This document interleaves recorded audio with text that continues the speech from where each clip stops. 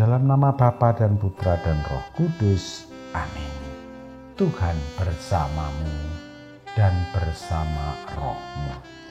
Inilah Injil suci Yesus Kristus menurut Yohanes. Dimuliakanlah Tuhan.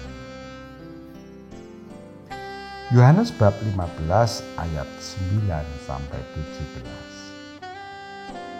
Pada perjamuan malam terakhir, Yesus bersabda kepada murid-muridnya, "Seperti Bapa telah mengasihi aku, demikianlah juga aku telah mengasihi kamu. Tinggallah di dalam kasih-Ku itu. Jikalau kamu menuruti perintah-Ku, kamu akan tinggal di dalam kasih-Ku, seperti aku menuruti perintah Bapa-Ku dan tinggal di dalam kasih-Nya. Semuanya itu kukatakan kepadamu, supaya sukacitaku ada di dalam kamu, dan sukacitamu menjadi penuh. Inilah perintahku, yaitu supaya kamu saling mengasihi, seperti aku telah mengasihi kamu. Tidak ada kasih yang lebih besar daripada kasih seorang yang memberikan nyawanya untuk sahabat-sahabatnya. Kamu adalah sahabatku jikalau kamu berbuat apa yang kuperintahkan kepadamu. Aku tidak lagi menyebut kamu hamba, sebab hamba tidak tahu apa yang telah diperbuat oleh tuannya. Tetapi aku menyebut kamu sahabat, karena aku telah memberitahukan kepadamu segala sesuatu yang telah kudengar dari Bapa-Ku. Bukan kamu yang memilih aku, tetapi akulah yang memilih kamu. Aku telah menetapkan kamu supaya kamu pergi dan menghasilkan buah, dan buahmu itu tetap, supaya apa yang kamu minta kepada Bapa dalam namaku diberikannya kepadamu. Inilah perintahku kepadamu, kasihilah seorang akan yang lain. Demikianlah Injil Tuhan. Terpujilah Kristus. Saudara-saudara yang dikasihi Tuhan dan yang saya gemateni, selamat pagi berkah dalem. Sami sugeng, sehat, seger kewarasan, syukur. Saudara-saudara, judul renungan saya pagi ini adalah suka-suka, pokoknya aku pilih kamu. Saudara-saudara, jumlah penduduk Indonesia adalah 267 juta jiwa. Dari mereka itu yang dipilih Yesus menjadi sahabatnya melalui gereja Katolik ada 2,91% yang dibulatkan menjadi 3%. Yang melalui gereja Kristen Protestan ada 6,96% yang dibulatkan menjadi 7%. Jadi ada sekitar 20.007 jiwa yang menjadi murid Kristus. Itu artinya bahwa menjadi Katolik itu hanya ada 3%. Artinya rata-rata setiap ada 100 orang penduduk Indonesia itu hanya 3 orang yang Katolik. Nah, minoritas kan? Saudari-saudara, sindrom rendah diri sebagai minoritas ini sering mengganggu perasaan kita sehingga kita sulit maju. Pernah ada seorang Romo dalam konteks memerangi intoleransi di Yogyakarta mengatakan demikian. Kalau mau menangani intoleransi, jangan memakai pola pikir mayoritas dan minoritas, melainkan Indonesia dan bukan Indonesia. Kalau tidak mau Pancasila, UUD 45, Bhinneka Tunggal Ika, dan NKRI, minggir. Ini Indonesia. Pernyataan ini disampaikan untuk menyemangati orang-orang Katolik yang kerap kali ragu-ragu, kurang pede sebagai orang Indonesia. Meskipun Monsinyur Djugo Pranoto sudah menegaskan, jadilah 100% Katolik, 100% Indonesia. Jadi alasan untuk menjadi kurang pede itu lemah. Untunglah, justru menurut bacaan Injil hari ini,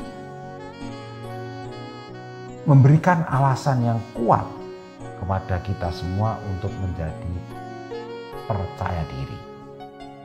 Perhatikan bacaan Injil hari ini dari Yohanes bab 15 ayat 16 yang berbunyi demikian. Bukan kamu yang memilih aku, tetapi akulah yang memilih kamu.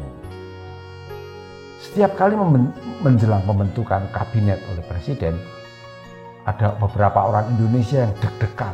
Jangan-jangan ditelepon oleh presiden jadi menteri. Dan ketika betul dipilih menjadi menteri, pasti gembira luar biasa. Itu dipilih jadi menteri.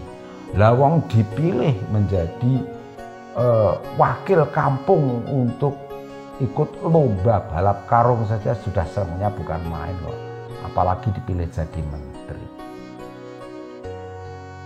Kalau dipilih menjadi sahabat Yesus, bagaimana ya?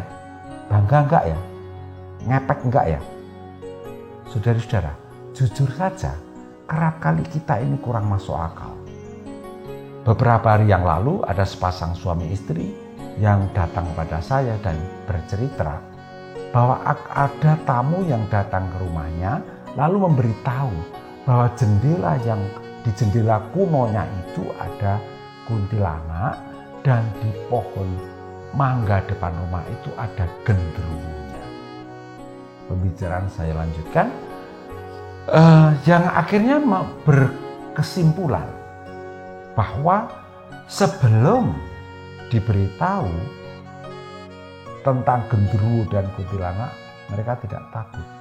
Setelah diberitahu, lah kok menjadi takut? Hanya sekali diberitahu bahwa ada genderuwo dan kuntilanak, langsung takut. Lah diberitahu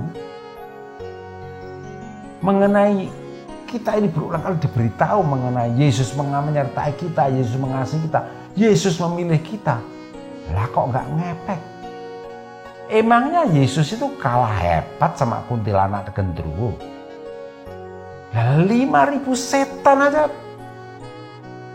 kalah sama Yesus, takut sama Yesus. Loh, ini kan tidak masuk akal kalau kita takut sama genderuwo dan kuntilanak. Tetapi tidak apalah. Memang takut itu bukan soal akal, melainkan perasaan. Sekarang masalahnya bagaimana caranya agar kita semakin tergetar dan tergentarkan merasakan sabda Yesus yang memilih kita menjadi sahabatnya, menjadi kawannya. Ini usulan saya. Pertama, sisihkan waktu Anda untuk melakukan meditasi. Bisa dengan teknik pernafasan, bisa dengan Maranatha, bisa dengan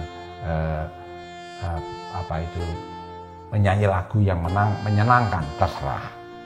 Kedua, setelah Anda masuk dalam suasana hening, bayangkan Yesus hadir, bisa di depan Anda, belakang Anda, samping kanan atau samping kiri.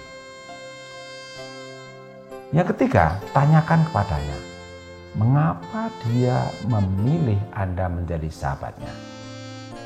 Jangan menjawab dari pikiran Anda, biarlah apa yang didengar Anda dalam hati Anda. Setelah lama jawaban tidak meyakinkanmu, Yesus merangkul pundakmu dan bersabda, aku senang saja sama kamu. Yang dalam Injil aku katakan, aku mengasihi kamu. Suka-suka, pokoknya aku pilih kamu jadi sahabatku, jadi kawanku. Kawan, sejak awal penciptaanmu kamu diberi potensi tertentu oleh Bapakku dan Bapamu. Potensi itu dulu saya katakan kepada murid-muridku di Palestina, namanya talenta. Janji ya, aku akan membantumu. Jangan lupa, aku menyertai kamu. Kontak terus ya kawan, ya. Lalu Anda mengakhiri meditasi. Saudara-saudara, murid Yesus di Indonesia itu hanya kecil. Kalau yang kecil itu tidak bermutu, maka disebut bahasa Jawanya saupil. Upil itu ingus kering yang nempel di hidung. Mana ada orang yang mau nyimpen upil, pasti akan dibuang jadi sampah. Kalau kita tidak mau jadi sampah di Indonesia, mutu harus menjadi andalan kita. Biar kecil tetapi bermutu, maka berpengaruh. Yesus bangga memilihmu, buatlah dia bangga dengan pilihan itu. Amin. Kemuliaan kepada Bapa dan Putra dan Roh Kudus, seperti pada permulaan, sekarang, selalu, dan sepanjang segala abad. Santa Maria Fatima, doakanlah kami. Dan semoga kita selalu mengalami berkat Allah yang Maha Kuasa, Bapa, Putra, dan Roh Kudus. Amin.